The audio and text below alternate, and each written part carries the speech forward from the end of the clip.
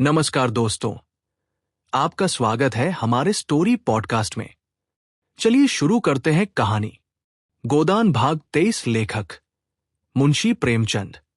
खन्ना और गोविंदी में नहीं पटती। क्यों नहीं पटती, ये बताना कठिन है। ज्योतिष के हिसाब से उनके ग्रहों में कोई विरोध है। हालांकि विवाह के समय ग्रह और नक्षत्र खूब मिला लिए गए थे। कामशास्त्र के हिसाब से इस अनबन का और कोई रहस्य हो सकता है और मनोविज्ञान वाले कुछ और ही कारण खोज सकते हैं। हम तो इतना ही जानते हैं कि उनमें नहीं पटती। खन्ना धनवान है, रसिक है, मिलनसार है, रूपवान है, अच्छे खासे पढ़े लिखे हैं और नगर के विशिष्ट पुरुषों में है। गोविंदी अप्सरा न हो, पर रूपवती अवश्य है।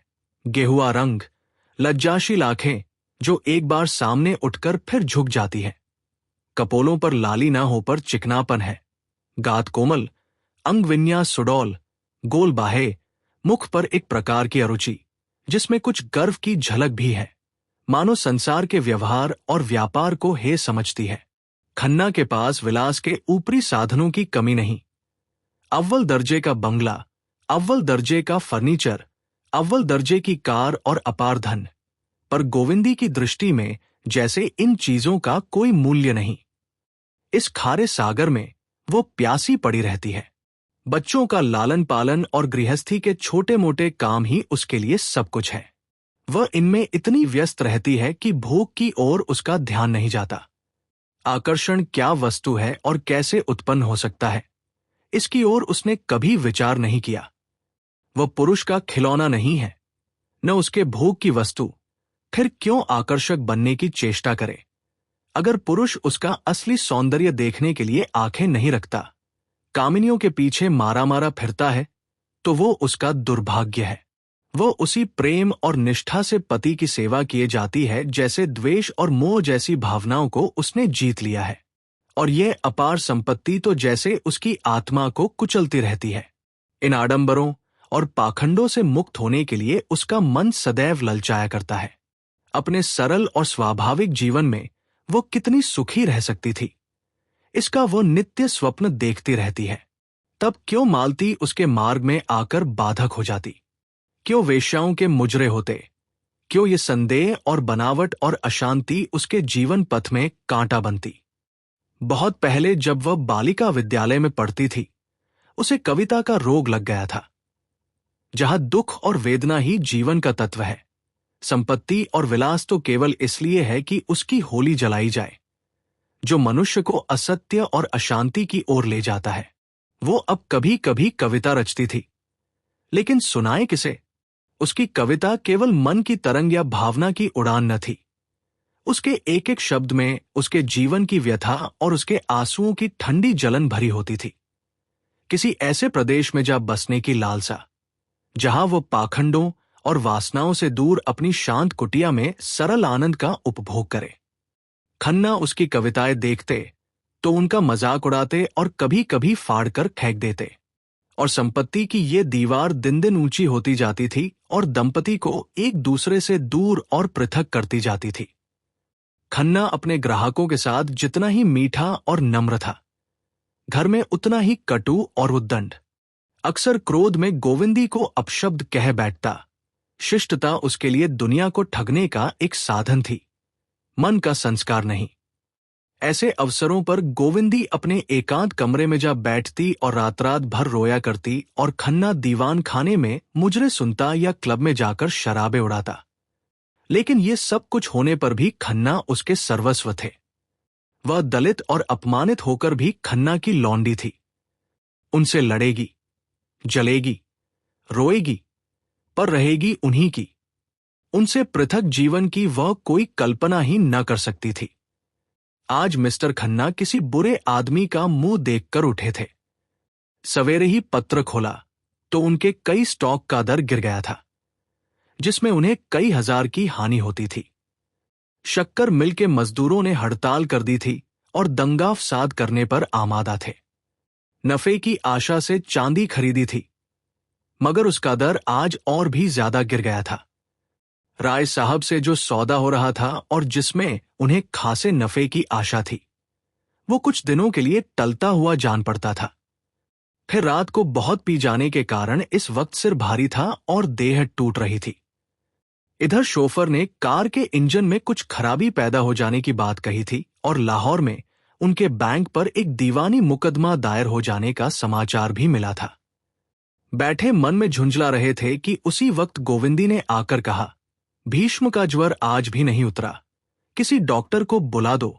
भीष्म उनका सबसे छोटा पुत्र था और जन्म से ही दुर्बल होने के कारण उसे रोज एक्नेक शिकायत बनी रहती थी। आज खांसी है तो कल बुखार, कभी पसली चल रही है, कभी हरे पीले दस्त आ रहे हैं। 10 महीने का हो गया था, पर लगता था 5-6 महीने का। खन्ना की धारणा हो गई थी कि ये लड़का बचेगा नहीं, इसलिए उसकी ओर से उदासीन रहते थे। पर गोविंदी इसी कारण उसे और सब बच्चों से ज्यादा चाहती थी। खन्ना ने पिता के स्नेह का भाव दिखाते हुए कहा, बच्चों को दवाओं का आदी बना देना ठीक नहीं और तुम्हें दवा पिलाने का मरज है। जरा कुछ हुआ और डॉक्टर बुलाओ। एक रोज और देखो, आज तीसरा ही दिन तो है, शायद आज आप ही आप उतर जाए। गोविंदी ने आग्रह किया। 3 दिन से नहीं उतरा। घरेलू दवाएं करके हार गई। खन्ना ने पूछा, अच्छी बात है, बुला देता हूं। किसे बुलाऊं? बुला लो डॉक्टर नाग को। अच्छी बात है, उन्हीं को बुलाता हूं। मगर ये समझ लो कि नाम हो जाने से ही कोई अच्छा डॉक्टर नहीं हो जाता। नाग फीस चाहे जितनी ले ले, उनकी दवा से किसी को अच्छा होते नहीं देखा। वो तो मरीजों को स्वर्ग भेजने के लिए मशहूर है, तो जिसे चाहो बुला लो। मैंने तो नाग को इसलिए कहा था कि वो कई बार आ चुके हैं। मिस मालती को क्यों न बुला लूं? फीस भी कम और बच्चों का हाल लेडी डॉक्टर जैसा समझेगी, कोई मर्द डॉक्टर नहीं समझ सकता। गोविंदी ने जलकर कहा, मैं मिस मालती को डॉक्टर नहीं समझती। खन्ना ने भी तेज आंखों से देखकर कहा, तो वो इंग्लैंड घास खोदने गई थी और हजारों आदमियों को आज जीवनदान दे रही है। ये सब कुछ नहीं होगा, मुझे उन पर भरोसा नहीं है। वह मर्दों के दिल का इलाज कर ले और किसी की दवा उनके पास नहीं है। बस ठन गई। खन्ना गर्जने लगे, गोविंदी बरसने लगी।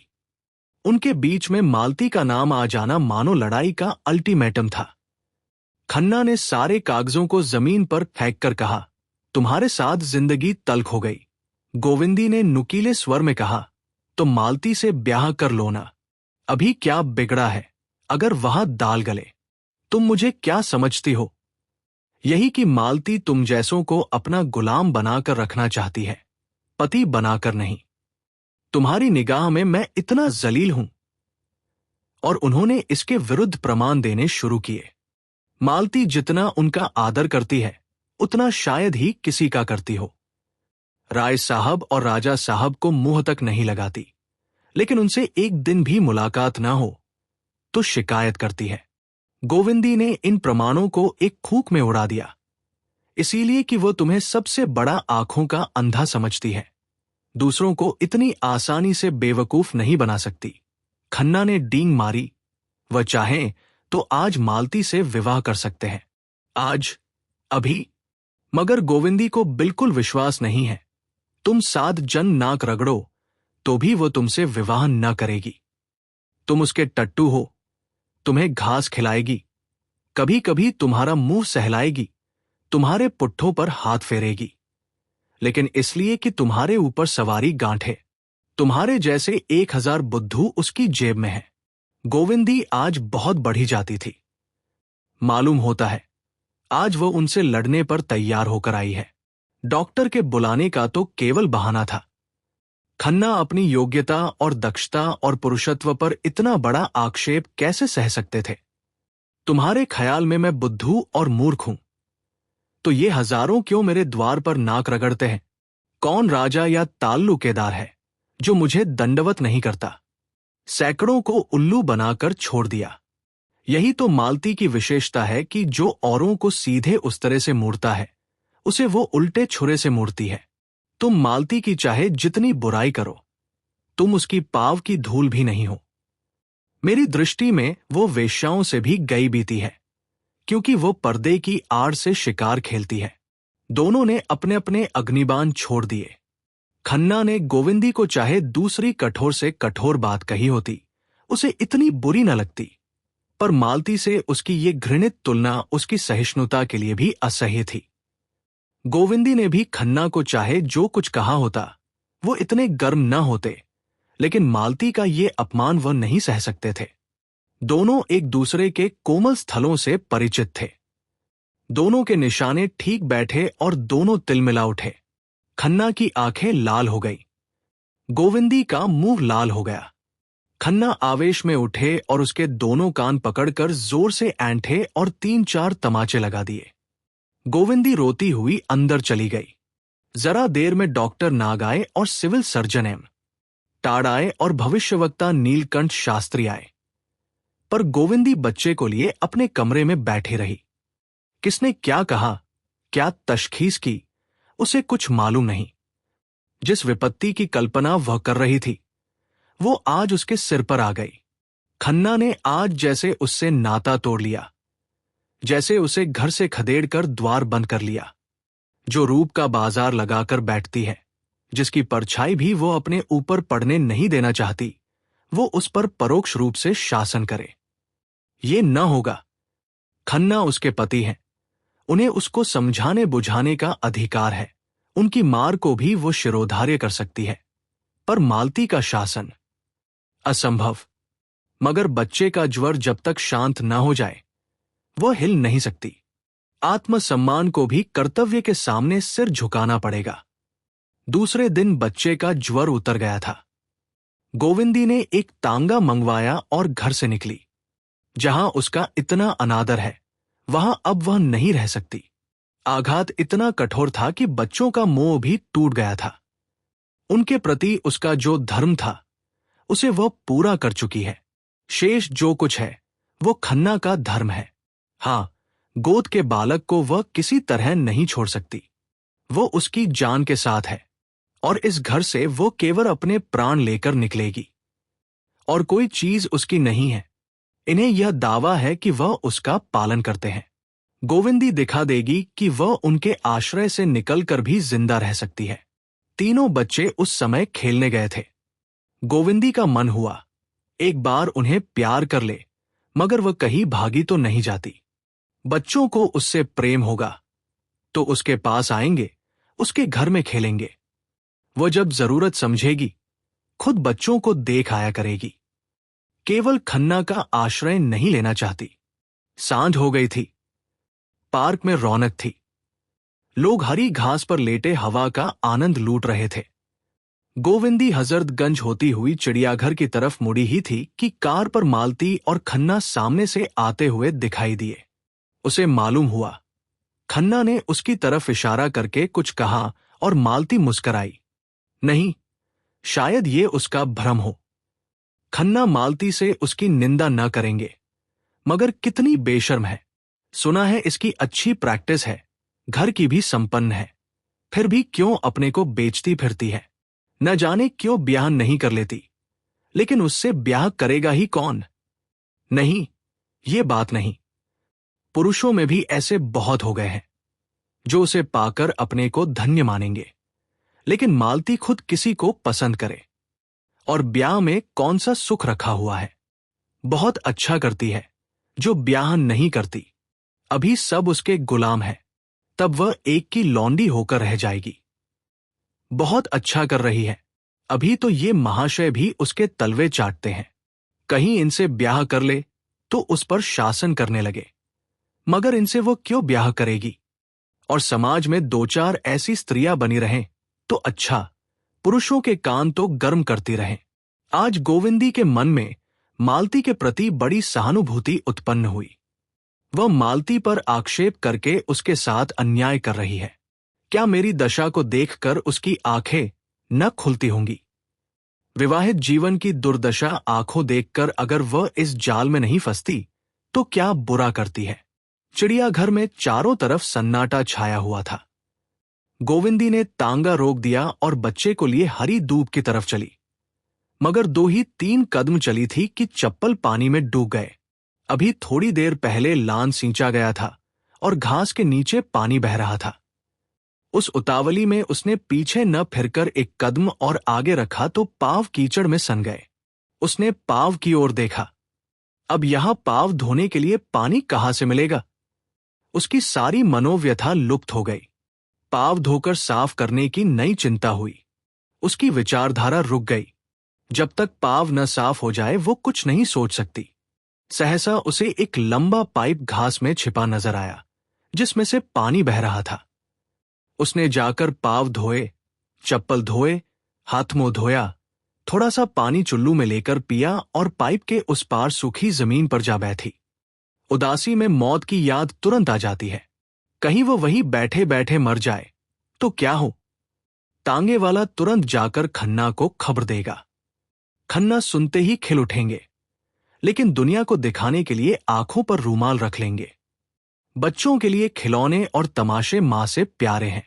यह है उसका जीवन, जिसके लिए कोई 4 बूंद आंसू बहाने वाला भी नहीं। तब उसे वह दिन याद आया जब उसकी सास जीती थी और खन्ना उड़नछू हुए थे। तब उसे सास का बात बात पर बिगड़ना बुरा लगता था। आज उसे सास के उस क्रोध में स्नेह का रस घुला जान पड़ रहा था। तब वह सास से रूठ जाती थी और सास उसे दुलार कर मनाती थी। आज वह महीनों रूठी पड़ी रहे, किसे परवाह है? एकाएक उसका मन उड़कर माता के चरणों में जा पहुंचा। हाय, आज अम्मा होती तो क्यों उसकी ये दुर्दशा होती? उसके पास और कुछ न था। स्नेह भरी गोद तो थी, प्रेम भरा अंचल तो था, जिसमें मुंह डालकर वह रो लेती। लेकिन नहीं, वो रोएगी नहीं। उस देवी को स्वर्ग में दुखी न बनाएगी। मेरे लिए वह जो कुछ ज्यादा से ज्यादा कर सकती थी, वो कर गई। मेरे कर्मों की साजिन होना तो उनके वश की बात न थी।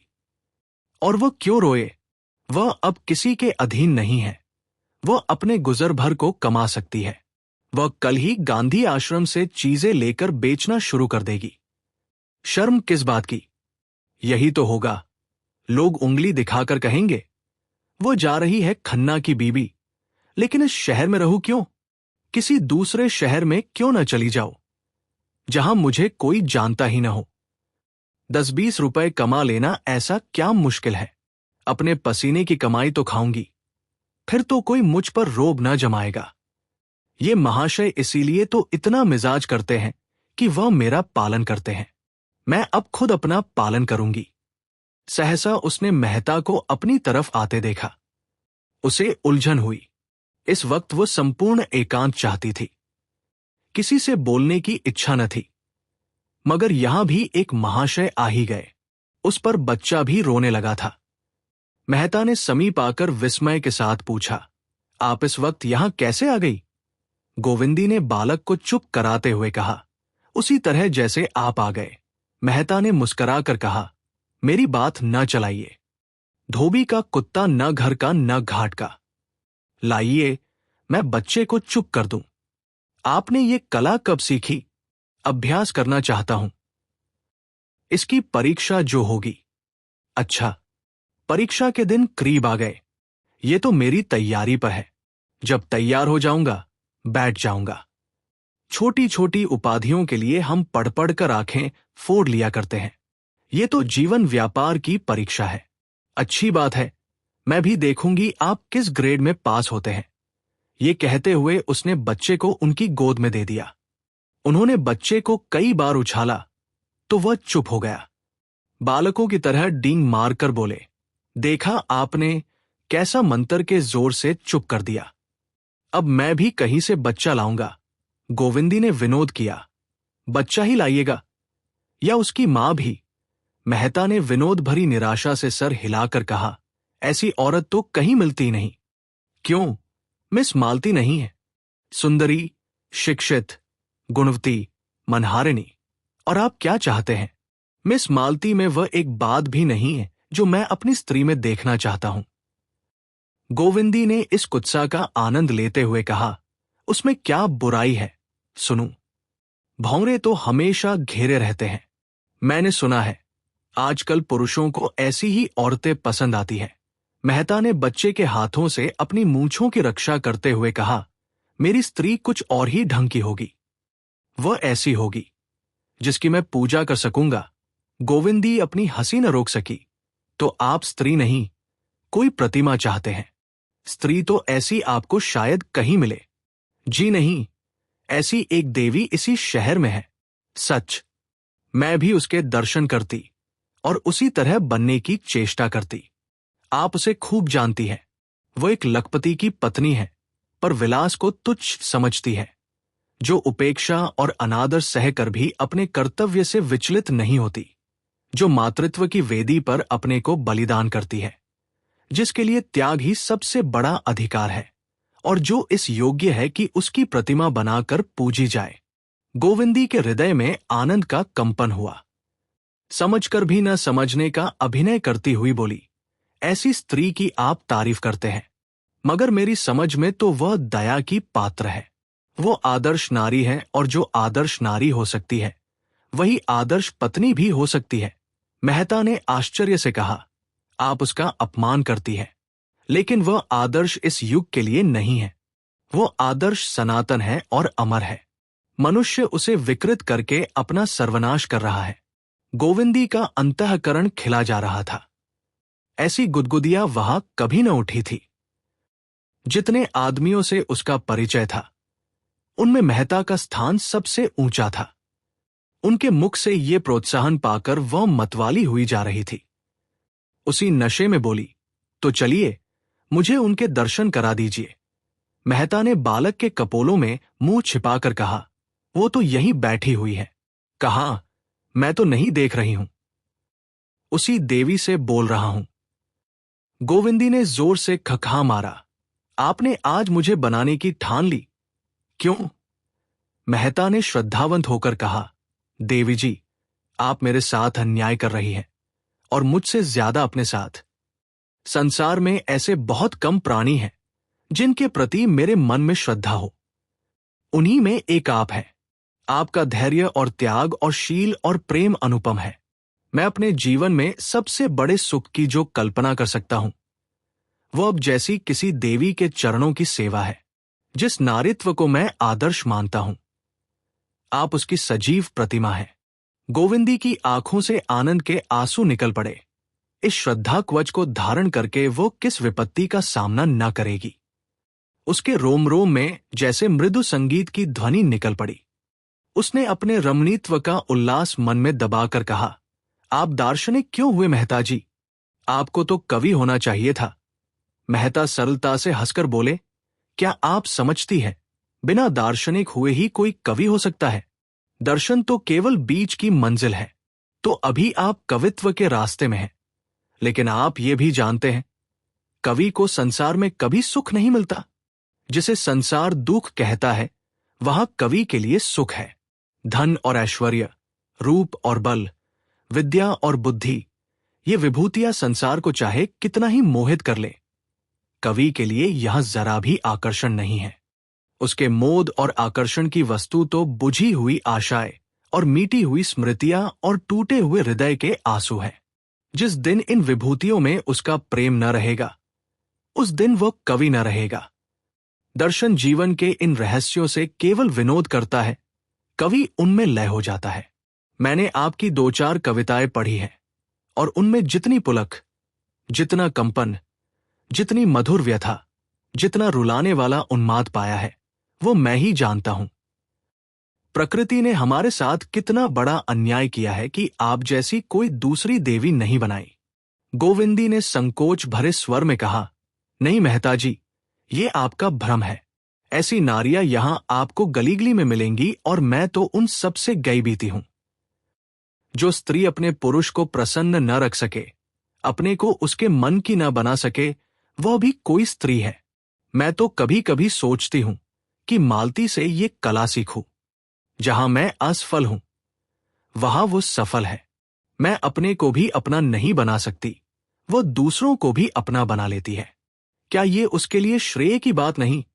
मेहता ने मुंह बनाकर कहा, शराब अगर लोगों को पागल कर देती है, तो इसलिए उसे क्या पानी से अच्छा समझा जाए, जो प्यास बुझाता है, जिलाता है और शाद करता है। गोविंदी ने विनोद की शरण लेकर कहा, कुछ भी हो, मैं तो ये देखती हूं कि पानी मारा मारा फिरता है और शराब के लिए घर द्वार बिक जाते हैं। और शराब जितनी तेज और नशीली हो उतनी ही अच्छी। मैं तो सुनती हूं। आप भी शराब के उपासक हैं।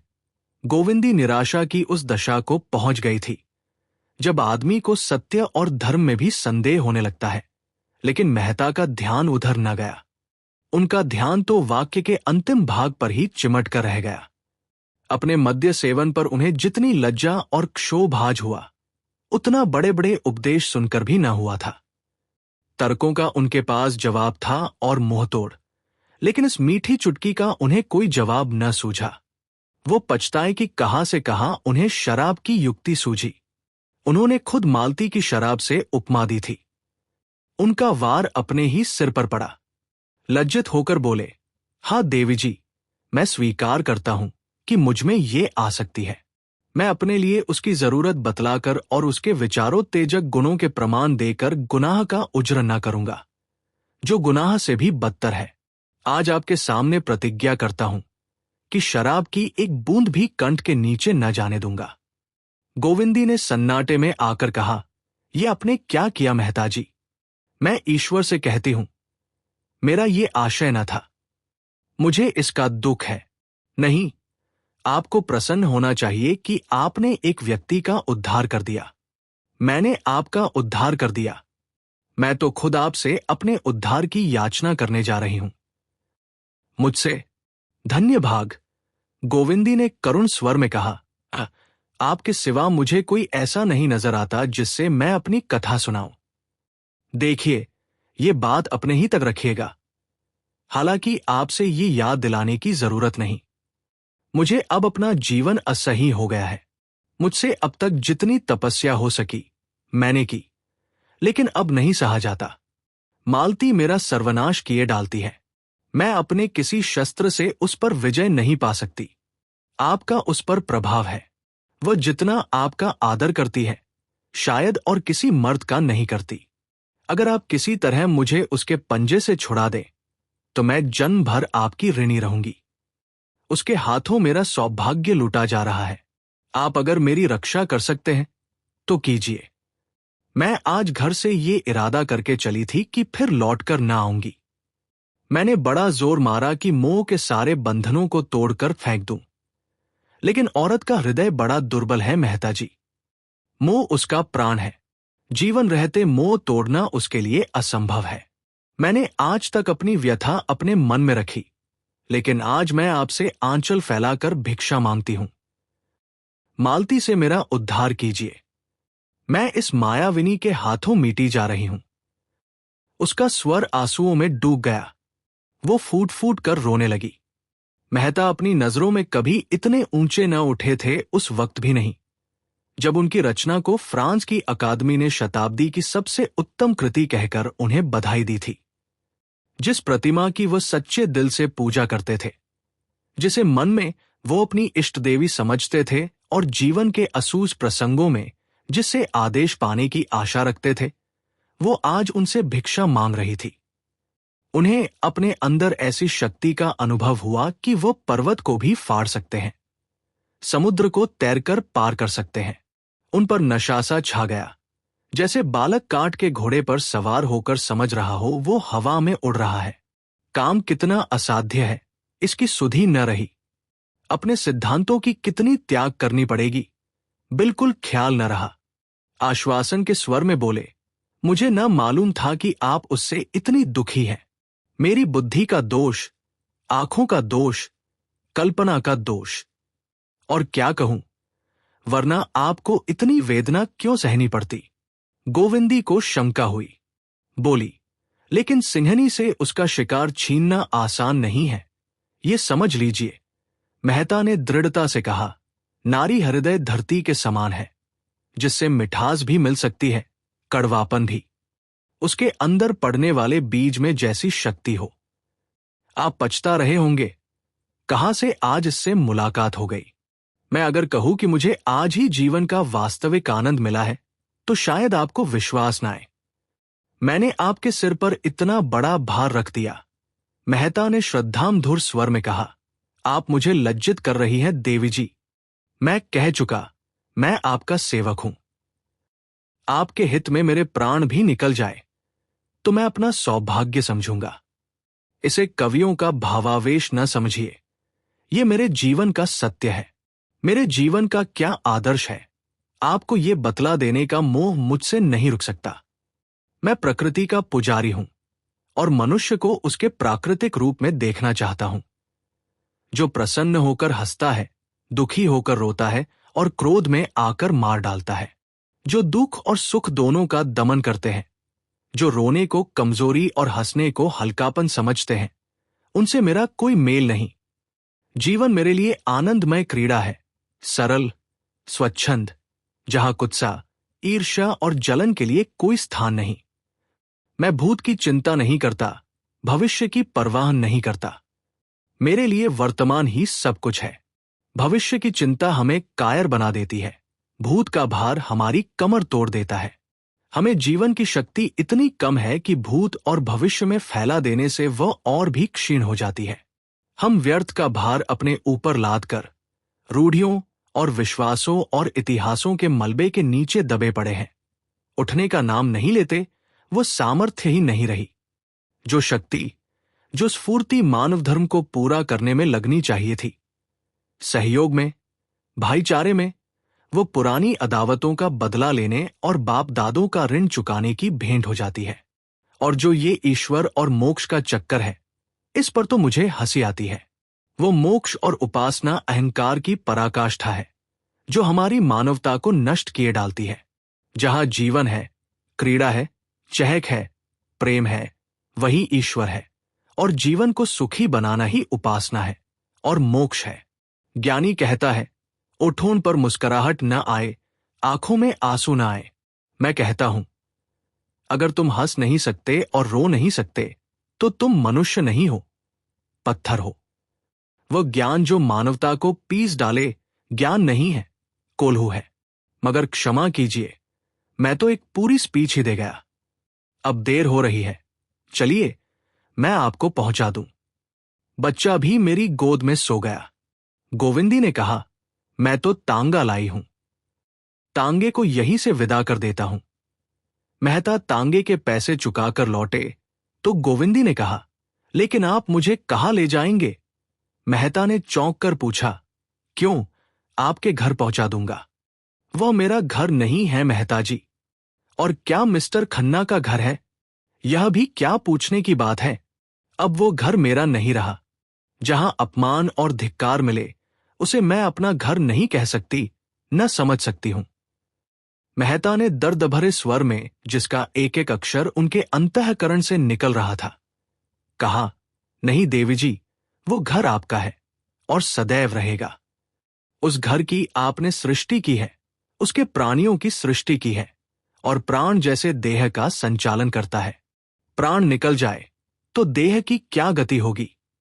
मातृत्व महान गौरव का पद है देवी जी, और गौरव के पद में कहां अपमान और धिक्कार और तिरस्कार नहीं मिला। माता का काम जीवन दान देना है। जिसके हाथों में इतनी अतुल शक्ति है, उसे इसकी क्या परवाह कि कौन उससे रूठता है, कौन बिगड़ता है। प्राण के बिना जैसे देह नहीं रह सकती, उसी तरह प्राण को भी देह ही सबसे उपयुक्त स्थान है। मैं आपको धर्म और त्याग का क्या उपदेश दूं? आप तो उसकी सजीव प्रतिमा है।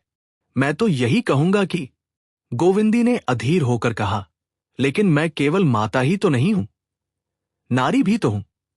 मेहता ने एक मिनट तक मौन रहने के बाद कहा, हाँ, लेकिन मैं समझता हूं कि नारी केवल माता है, और इसके उपरांत वह जो कुछ है, वो मातृत्व का उपक्रम मात्र।